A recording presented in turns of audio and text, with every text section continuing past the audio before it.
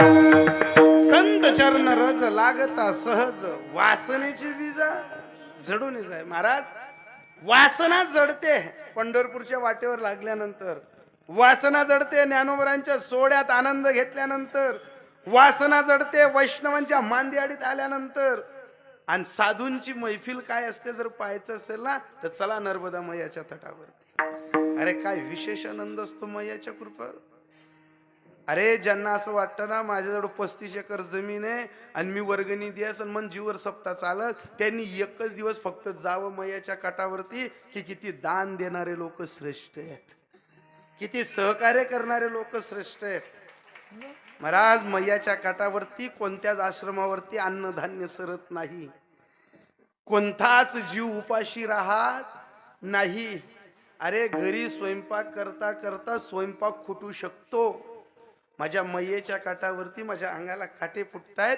आतापर्यंत असं झालं नाही की परिक्रमावाशी आले आणि आश्रमावरती अन्न फुटून गेलं. महाराज घरी गावराने तूप भेटत नाही, तिथं गावराने तूप भेटत.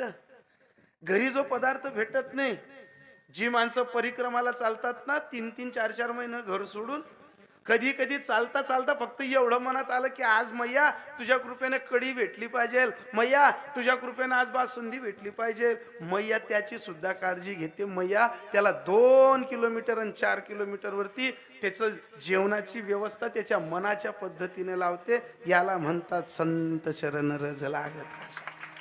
संतांच्या चरणी फक्त विश्वास ठेवला पाहिजे. लो दक्षिण तटावरती उत्तर तटावरती मैयाचं इतकं विशेष कृपा आहे. मंडलाला मंडल, कमंडलूला लावून कमंडल लावून सूक्ष्म रूपानं साधू वास्तव्य करतायत. कधीतरी गेलात ना नका जाऊ तुम्ही परिक्रमा करायला, पण जा कधीतरी अमावस्या पौर्णिमेला मैयामध्ये आंघोळ करायला. तुम्ही तापीमध्ये आंघोळ 100दा करा, गंगेमध्ये आंघोळ तुम्ही 15दा करा, आणि माझ्या नर्मदा मैयाचं फक्त दुरून दर्शन घ्या, तरी तुमचं 300 जन्माचं पाप धुतलं जातं. एवढी पावर आहे मैयाची.